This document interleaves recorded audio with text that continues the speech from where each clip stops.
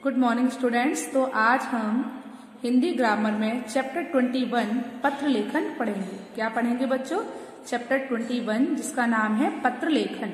ठीक है, तो आज हम पत्र लेखन में क्या पढ़ेंगे कि पत्र कैसे लिखा जाता है और कितने प्रकार के होते हैं पत्र। ठीक है, तो चलिए स्टार्ट कर देते हैं।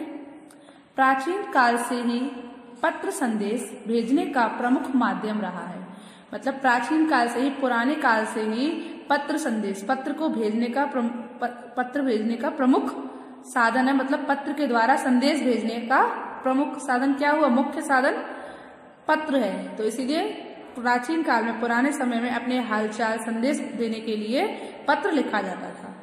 यद्यपि आधुनिक युग में संदेश भेजने के अन्य द्रुत गति वाले साधन भी हो गए हैं। जबकि आप लोग जानते हो कि मॉडर्न जो युग है, अभी का जो समय चल रहा है, उसमें संदेश भेजने के लिए अन्य द्रुत गति, मतलब अन्य तेज गति, द्रुत का मतलब होता है तेज गति वाले साधन भी उपलब्ध हो गए हैं। आप देखते हो अब तो बहुत जल्दी आपका कुरियर वगैरह सब पहुंच जाता है, पहले बहुत टाइम लगता था। इसीलिए ये बोल रहे हैं कि आधुनिक युग में संदेश भेजने के अन्य द्रुत गति वाले साधन भी हो गए हैं। फिर भी पत्रों का महत्व कम नहीं हुआ है। फिर भी पत्र भेजना कम नहीं हुआ है, लोग पत्र भेजते हैं। पत्र लिखना एक कला है और आत्माभिव्यक्ति, कैसे बोलोगे बच्चों? आत्माभिव्यक्ति का श्रेष्ठ साधन भी। मतलब क्या है? पत्र लिखना एक कला होता है। पत्र को लिखना क्या? एक कला होता है। जो अपने मन के भाव होते हैं वो आप एक राइटिंग के जरिए, पत्र के जरिए निकालते हो, आप किसी भी अपने मित्र के लिए, अपने दोस्त के लिए। ठीक है, और आत्माभिव्यक्ति का श्रेष्ठ साधन भी है और अपने अंदर की बातों को बोलने का भी श्रेष्ठ साधन है। ओके, चलिए तो देखिए, पत्र मुख्य रूप से 3 प्रकार के होते हैं। जो पत्र होते हैं वो मुख्य रूप से 3 प्रकार के होते हैं। कितने प्रकार के होते हैं बच्चों? 3 प्रकार के। पहला होता है व्यक्तिगत पत्र, दूसरा होता है प्रार्थना पत्र और तीसरा होता है व्यापारिक पत्र। तो पत्र मुख्य रूप से कितने प्रकार के होते हैं? पत्र मुख्य रूप से 3 प्रकार के होते हैं। ये मैं आपको समझा चुकी हूँ। कौन कौन से? व्यक्तिगत पत्र, प्रार्थना पत्र और व्यापारिक पत्र। तो बच्चों देखिए, सबसे पहले हम पढ़ेंगे व्यक्तिगत पत्र कि व्यक्तिगत पत्र क्या होता है। व्यक्तिगत मतलब अपने लोगों के लिए लिखे जाने वाला पत्र। व्यक्तिगत मतलब अपने दोस्तों, मित्रों, संबंधियों, परिवार वालों को लिखे जाने वाले पत्र को हम व्यक्तिगत पत्र कहते हैं। ठीक है, चलिए पढ़ते हैं। ये पत्र अपने परिवार के सदस्यों, संबंधियों, मित्रों और परिचितों को लिखे जाते हैं। ये पत्र किसको लिखे जाते हैं बच्चों? अपने परिवार के सदस्यों को, संबंधियों को, मित्रों को और जान पहचान वाले को लिखे जाते हैं। इन पत्रों में सुख दुख, कुशलता, स्वास्थ्य आदि की जानकारी ली या दी जाती है। मतलब जो हम व्यक्तिगत पत्र लिखते हैं उसमें एक दूसरे का सुख दुख जानते हैं, एक दूसरे का कुशलता जानते हैं कि वो कितना कुशल है, एक दूसरे के स्वास्थ्य के बारे में जानकारी लेते हैं या देते हैं। ओके, और शादी ब्याह या किसी अन्य समारोह के निमंत्रण पत्र भी व्यक्तिगत पत्र में ही होते हैं। जैसे शादी ब्याह, बर्थडे पार्टी, इन सब के, ये सब में भी अगर हम पत्र लिख रहे हैं किसी को, तो वो भी कैसा पत्र है? व्यक्तिगत पत्र है। किसी को शादी में बुलाने के लिए आमंत्रित कर रहे हैं या निमंत्रण पत्र दे रहे हैं, तो वो भी किसमें आएगा? व्यक्तिगत पत्र में ही आएगा। ओके, चलिए आगे देखिए। हम अपने व्यक्तिगत संबंधों के कारण ही ऐसे पत्र लिखते हैं और भेजते हैं। अपने व्यक्तिगत संबंध मतलब जिन लोगों को हम जानते हैं, पहचानते हैं, तो उन सब के लिए जो पत्र हम लिखते हैं वो कौन सा पत्र होता है? व्यक्तिगत पत्र होता है। इसीलिए उसका नाम व्यक्तिगत पत्र है, क्योंकि ये पत्र हम अपने संबंधियों, सगे संबंधियों, मित्रों, दोस्तों और परिचितों के लिए लिखते हैं और भेजते हैं। समझ आया?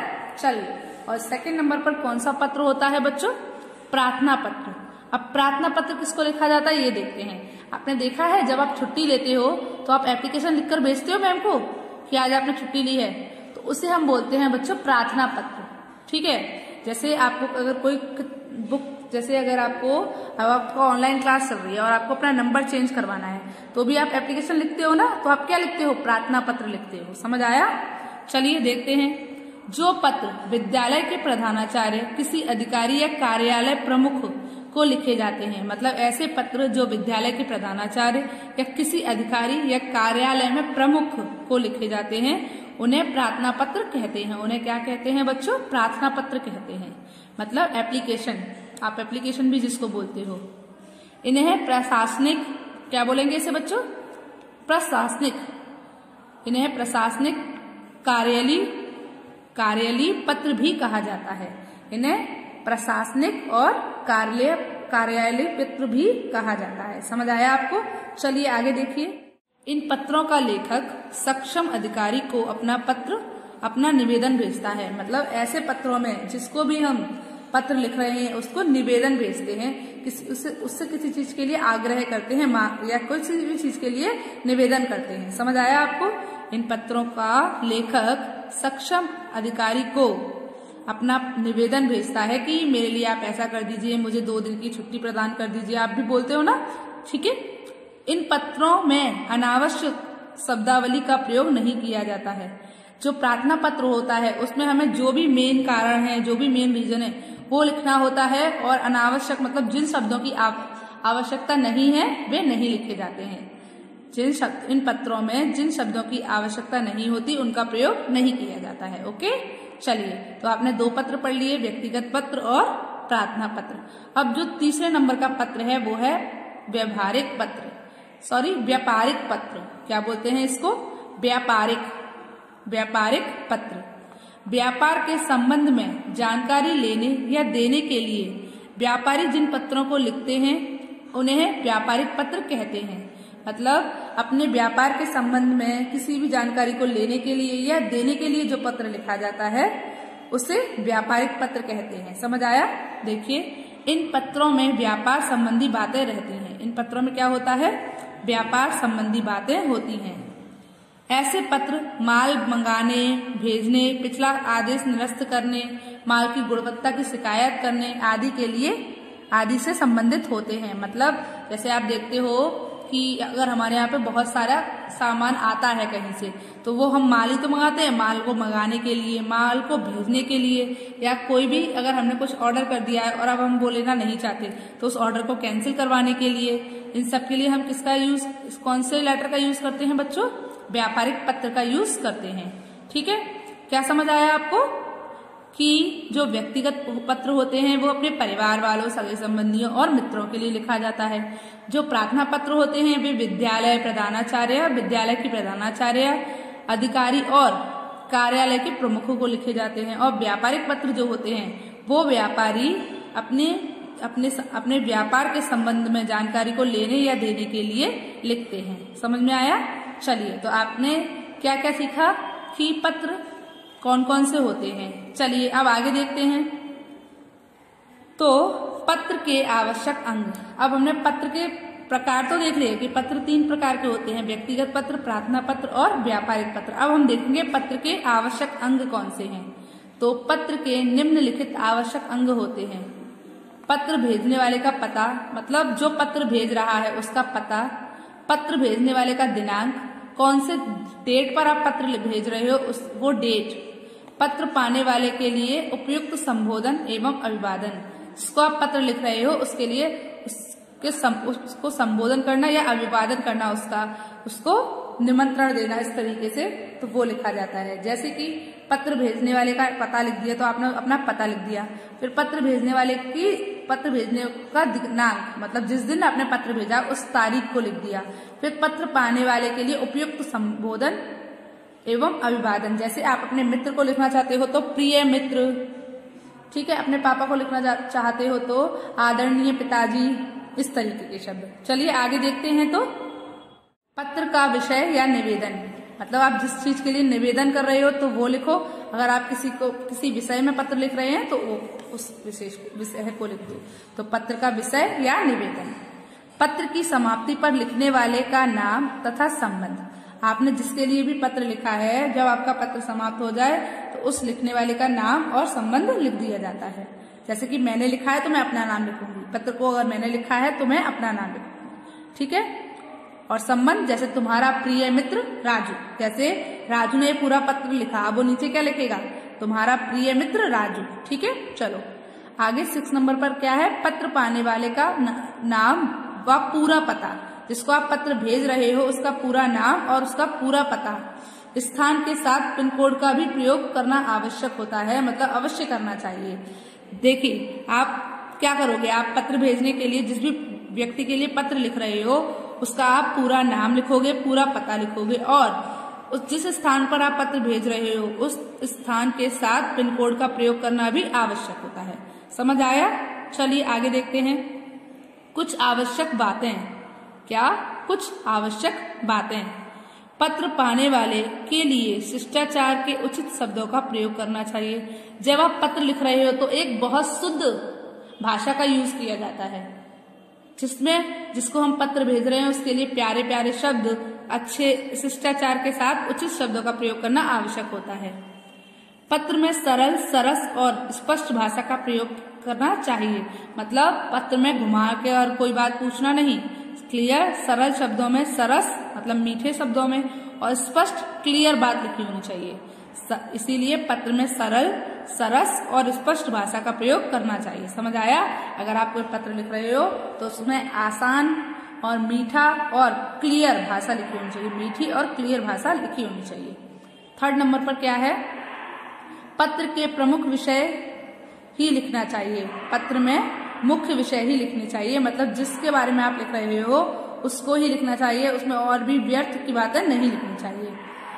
भावुकतापूर्ण, असंगत और व्यर्थ बातें नहीं लिखनी चाहिए। अभी मैंने बताया ना, पत्र में सिर्फ वही बातें लिखना चाहिए जो आप पूछना चाहते हो किसी व्यक्ति से या जानना चाहते हो।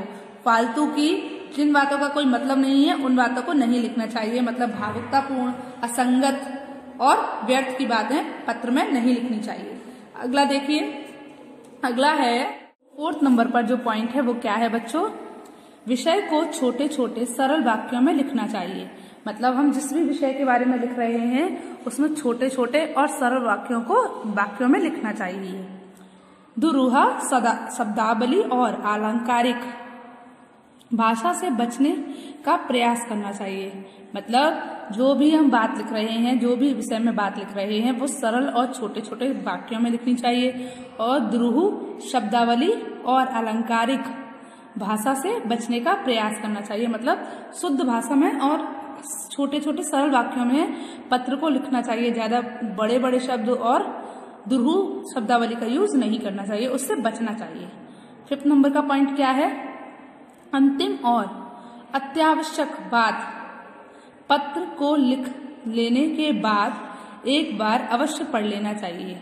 मतलब अंतिम और अत्यावश्यक बात, मतलब जो भी अंत में अंतिम बात हो और जो जरूरी बात है उसको पत्र लिख लेने के बाद एक बार अवश्य दोबारा से पढ़ लेना चाहिए, जिससे उसमें अशुद्धियां ना रहें, जिससे उसमें कोई गलती ना हो, ताकि जो पढ़ने वाला है उसको समझ ना आए। ऐसा नहीं होना चाहिए।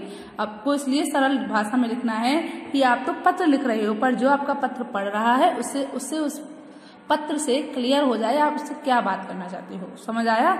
इसीलिए पत्र में जो भी इम्पोर्टेंट बात है, जो भी आप बताना चाहते हो उस बात को एक बार दोबारा पढ़ लें ताकि उसमें कोई अशुद्धियां ना रह जाएं। ठीक है, चलिए अब हम देखते हैं कि आप उपयुक्त संबोधन और अभिवादन कैसे लोगे। आपको तो अभी पता नहीं है ना हम संबोधन किसके लिए कैसा लिखेंगे। आपने देखा था जो मैंने आपको 3rd पॉइंट बताया था कि पत्र लिखने वाले के लिए उपयुक्त संबोधन और अभिवादन लिखना है।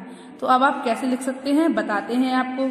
देखिए, तो यहाँ पर कुछ उपयुक्त संबोधन अभिवादन दिए गए हैं और अंत के शब्द जो हम लिखते हैं वो दिए गए हैं। ठीक है, तो देखिए अगर हम किसी बड़े को पत्र लिख रहे हैं, जैसे अगर हम किसी बड़े व्यक्ति को पत्र लिख रहे हैं, जैसे अपने पिताजी को, माताजी को, ठीक है, उनके लिए हम कैसे शब्द का यूज करेंगे, मान्यवर, पूज्य, पूजनीय, श्रद्धेय, माननीय और पूजनीय। ठीक है, अभिवादन सादर प्रणाम, सादर चरण स्पर्श। ठीक है, ऐसे शब्दों का यूज करेंगे। और एंड में क्या यूज करेंगे, अंत के शब्द में आपका आज्ञाकारी, आपका आज्ञाकारिणी, कृपाकांक्षी, स्नेह भाजत विनीत। समझ में आया, भाजन विनीत। तो जब हम किसी बड़े के लिए लिखेंगे तो संबोधन में हम क्या लिखेंगे, पूजनीय पिताजी या पूज्य पिताजी। ठीक है, उसके बाद अभिवादन में क्या लिखेंगे, सादर प्रणाम। और अंत के शब्द में आपका आज्ञाकारी बेटा या आपका आज्ञाकारी पुत्र, इस तरीके से। अब हम किसी बराबर वाले को पत्र लिख रहे हैं, कैसे, जो हमारी एज का है, जैसे कि हमारे जो मित्र होते हैं। तो प्रिय भाई, प्रिय मित्र, प्रिय बंधु, बंधुवर, प्रिय सखी, प्रिय बहन, ये सब शब्दों का यूज करेंगे। और अभिवादन के लिए नमस्ते, बंदे, नमस्कार, ऐसे शब्दों का यूज करेंगे। और जब हम एंड में लिखते हैं कि तुम्हारा भाई, तुम्हारा दोस्त, उसके लिए हम कैसे लिखेंगे, सस्नेह, सस्नेही, तुम्हारा अभिन्न मित्र, सदैव तुम्हारा। समझ आया। और छोटों को लिखेंगे तो कैसे लिखेंगे, देखो छोटों को अगर हम लिख रहे हैं तो कैसे लिखेंगे, चिरंजीवी या प्रियवर, मतलब चिरंजीव मतलब हमेशा आगे बढ़ते रहो, चिरंजीव रहो, ठीक है, प्रियवर। और क्या लिख सकते हैं, प्रियवर। अब उनके लिए अभिवादन में क्या लिखेंगे, आशीर्वाद, प्रसन्न रहो, सहस्नेह। आशीर्वाद मतलब खुश रहो, आशीर्वाद देंगे, प्रसन्न रहो, अच्छे से रहो, ये सब आशीर्वाद दे सकते हो आप, ठीक है। और उसके बाद तुम्हारा शुभचिंतक, हितैषी, शुभेच्छुकु और शुभकांक्षी, ये शब्द भी आप यूज कर सकते हो। अब परिचितों के लिए प्रिय सुश्री या श्रीमती, श्रीमान, जिनको आप जानते हैं, परिचित हैं, जिनसे जान पहचान वालों के लिए कैसे लिखोगे, प्रिय, श्री, सुश्री, श्रीमती, श्रीमान। फिर नमस्कार, अभिवादन में नमस्कार, नमस्ते, बंदे। और अंत के शब्दों में भाव दिए या भाव दिया, अगर लड़का है तो भाव दिए, लड़की है तो भाव दिया, ओके। चलिए, उसके बाद अपरिचितों के लिए आप पत्र कैसे लिखोगे, जिनको आप नहीं जानते हैं। तो आदरणीय महोदय, आदरणीय महोदया, मान्यवर, महाशय, ठीक है, ये आप उनको संबोधन करेंगे, जैसे आदरणीय महोदय, है ना, इस तरीके से। और अभिवादन में आप उनके लिए लिखोगे नमस्कार, नमस्ते, बंदे, ठीक है। और जब हम उनके लिए अंत का जो शब्द लिखेंगे, भवदीय, ये अपना नाम लिखे, भवदीय राजू, भवदिया गीता, इस तरीके से इन शब्दों का यूज करेंगे। तो आपको समझ आया कि पत्र में हमें कौन कौन से संबोधन और अभिवादन किस किस के लिए लिखने चाहिए।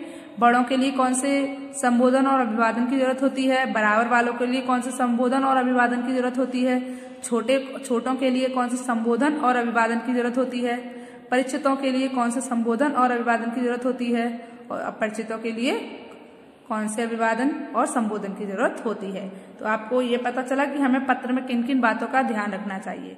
बच्चों, आपको ये समझ आया कि पत्र को लिखते समय किन किन बातों को हमें अवश्य ध्यान रखना चाहिए और किन किन चीजों को सोचना चाहिए, और पत्र कितने प्रकार के होते हैं। आपको आज ये सब समझ आया। और आज के लिए बस इतना ही बच्चों, आगे का चैप्टर अब हम अगली वीडियो में पढ़ेंगे। ओके, चलिए, गुड बाय।